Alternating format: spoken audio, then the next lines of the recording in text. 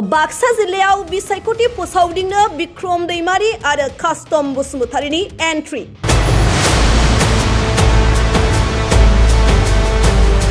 जायफोर लाइमोनफोरा बीपीएफ खौ गोसो सिङाव मोजां मोननानै दं बिथांमोना बीपीएफ आव हाबजोबदो। बीपीएफ खौ मोजां मोननानै गोसो सिङाव जायफोरा दङ बिथांमोना गासैबो बीपीएफ आव हाबजोबदो। लाजिनो नाङा गिनो नाङा बयबो सेंग्रा सिख्लाफोरा बीपीएफ आव हाबजोबदो। लाजिनो नाङा गिनो नाङा रावखौबो नेनो नाङा बीपीएफ आव हाबजोबदो। बीपीएफ नि जयनिं हाबाफारिया 7 एप्रिलावनो जोबथा जासिगोन। 7 एप्रिलनि उनाव 4.5 बोसोर बीपीएफ आव जगदान खालामनाया बन्द जासिगोन। बे जगदान कार्यसुचि अर्थात हाबनाय आरो लानाय बे हाबाफारिया 7 एप्रिल अर्थात 7 एप्रिलावनो जोबथा जानो हागौ। बे बाथ्राखौ बुंदों बीपीएफ दलनि सासे राफोद लाइमोन दैदेनगिरि थामहिनबा TCLCC नि मासिगिरि बिक्रम दैमारिया। 7 एप्रिलनि उनाव कुनु दिन आरो सारि बोसोराव जगदान कार्यसुचि बा गुबुन दोलोनिफ्राय बीपीएफ आव हाबफैनाय बियो बन्द जानो हासिगौ। लाइमोन दैदेनगिरि बिक्रम दैमारिया दिनै बाक्सा विधानसभा बियाबनि सिङाव थानाय दाब दाब जायगाफोराव बिसायख'थि फोसावदिंदों।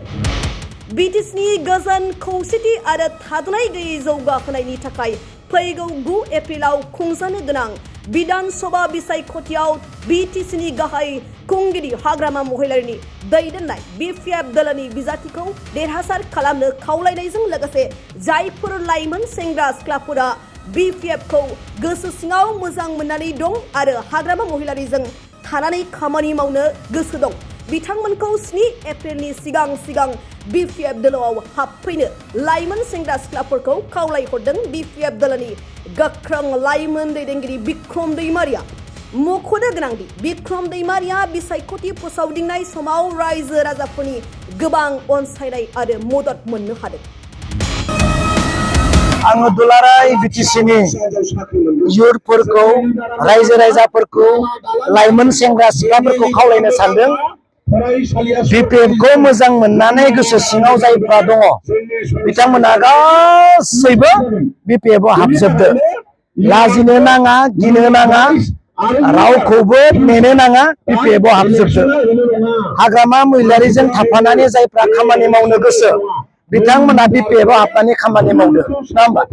दा बेनिखायनो बुंदों जोंहा बे जगदान कार्यसुचि अर्थात हाबनाय आरो लानाय बे हाबाफारिया 7 एप्रिल अर्थात 7 एप्रिलावनो जोबथा जानो हागौ। 7 एप्रिलनि उनाव कुनु दिन आरो सारि बोसोराव जगदान कार्यसुचि बा गुबुन दोलोनिफ्राय बीपीएफ आव हाबफैनाय बियो बन्द जानो हासिगौ। बेनिखायनो आं खावलायदों जायफ्रा सेंग्रा सिख्लाफ्रा बीपीएफ दलआव हाबनो गोसो बीपीएफ दलखौ मोजां मोनदों बीपीएफ दलनि सेंग्राफोरजों थाफानानै गभर्नमेन्टनि जायफोर पलिसिफोर सेंग्रा सिख्लाखौ लाइमोनफोरखौ लानानै हाग्रामा महिलारि सारा मावनो सानदों बै खामानियाव जगदान होनोब्ला खामानि मावफानोब्ला बीपीएफ आव हाबदो। कुनु गिनो नाङा नङाब्ला सारि बोसोर 4 बोसोर माने बिराद दुखु नांथाव नोंथांमोना हारसिं जानानै थानांगोन। बेनिखायनो रावखौबो नायालासे रावखौबो गियालासे बीपीएफ दलआव हाबजोबनानै सेंग्रा सिख्लाफोरखौ खामानि मावनायखौ आं लुबैदों। मानो होनब्ला जों खामानि मावनांगौ जोङो सोरखौबा नायना थानाङा सोरखौबो गिना नाङा रावखौबो नेनो नाङा। बेनिखायनो खावलायदों जेसेबां सेंग्रा सिख्ला दङ 7 तारिखनि आगोलनो अर्थात 7 तारिखनो जा 7 एप्रिलावनो लास्ट जागोन नङा होमबा। हैदिनानो बयबो सेंग्रा सिख्ला दले बले फैनानै बीपीएफ आव हाबफैनो थाखाय आङो खावलायबाय।